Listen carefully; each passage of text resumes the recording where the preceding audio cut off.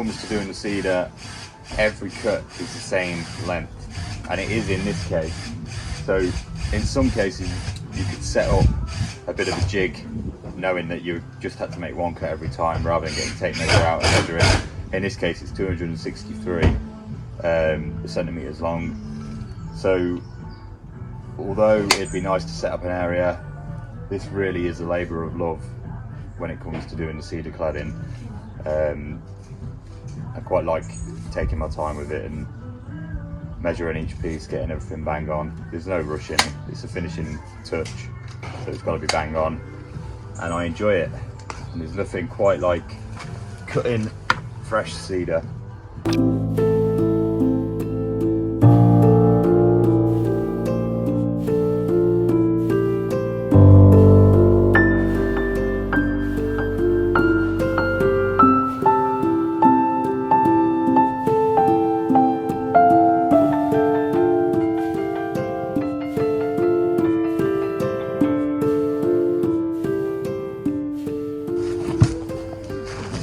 So I've just cut 10 pieces to get me started. I will eventually cut them all. I'm just going to do this for the purpose of the video. So I'm using a Paslode second fix nailer. It's a pin nailer, IM65A.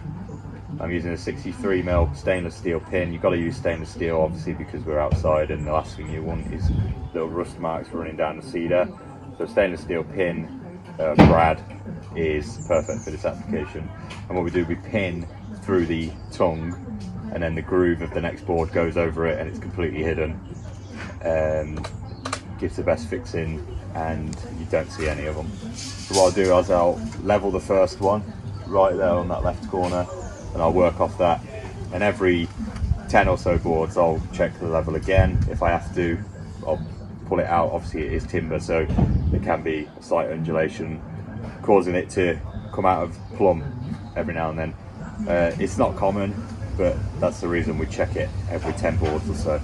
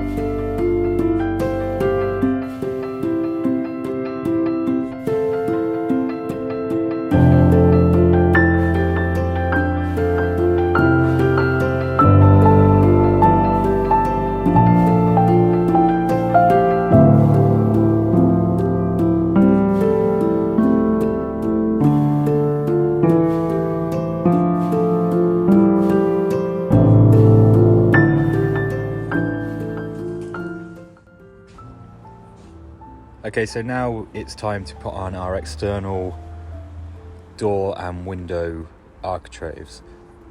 So the way we knock those up is we use the cedar cladding and we rip off the tongue and the groove down to between 50 and 60 mil, depending on the thickness of our cedar, the width of our cedar.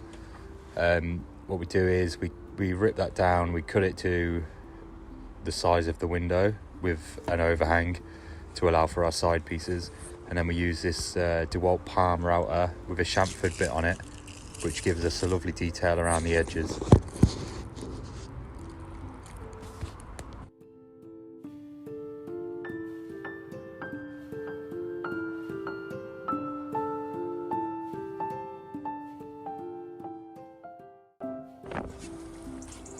So here you can see that we've just machined the cedar up. Now it comes to pinning it on. And again, we use Paslode IM65A, and we use a stainless steel brad that's about 63 mil long, and we just fire that straight into the cedar. Making sure that we've got the same overhang either side.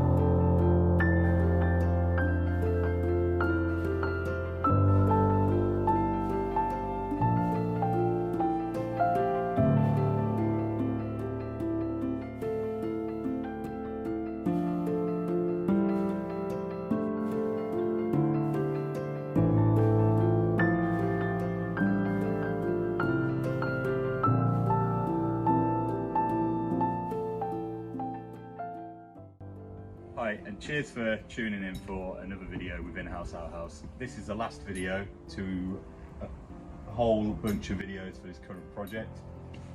As you can see, this is not your average garden room. It started out as what would have been an average garden room, but after discussing with the clients just what purpose they wanted it to serve, we'll give you a show around now and show you why it's not your average garden room.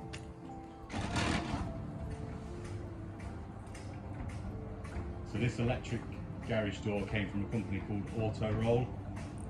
We installed it ourselves. It's not something we'd ever done before, but it was one of them where the company were that good. They gave us all the information we needed. They were only a phone call away, and to be fair, it went together really easily. Let's have a look in the room.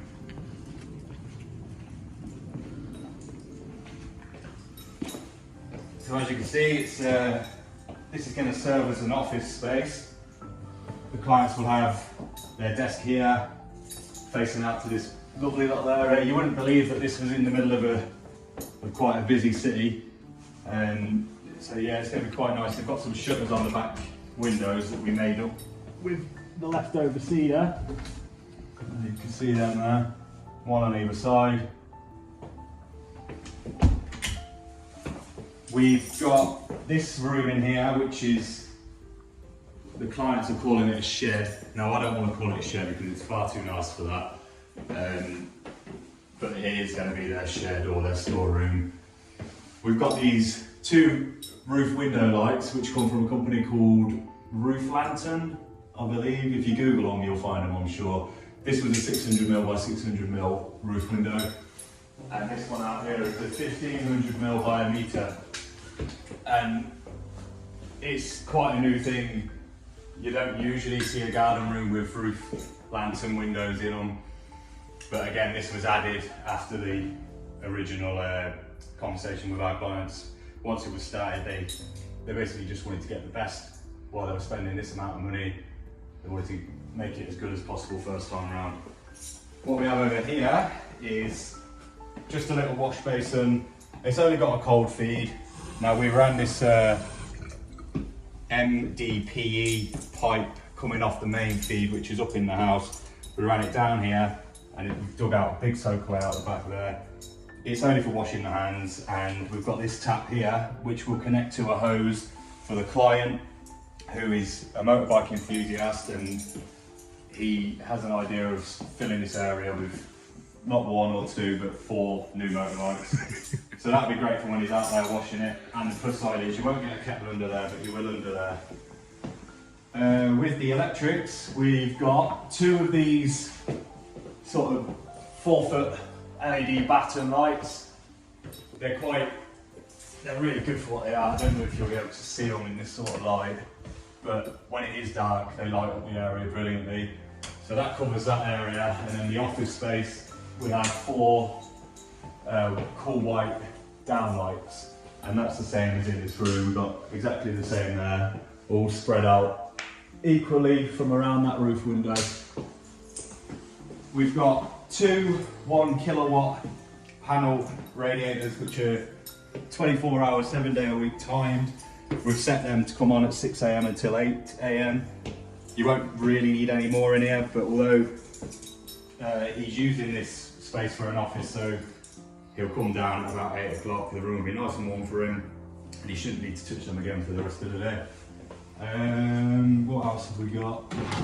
So we've got 2 anthracite UPVC doors. We've got one for the front and one for the back. The windows are the same, they're white on the inside. Door is the same, white on the inside, crown handled, and anthracite on the outside. So if we come out here and we have a look, we've got 5 canopy downlights. We've got 2 up downlights either side of the door. And then we've got that beautiful Western red cedar, which really sets off the build, especially against the anthracite colour. There's not really a better match than that, to be fair. And that's probably about it on this build. It was quite big.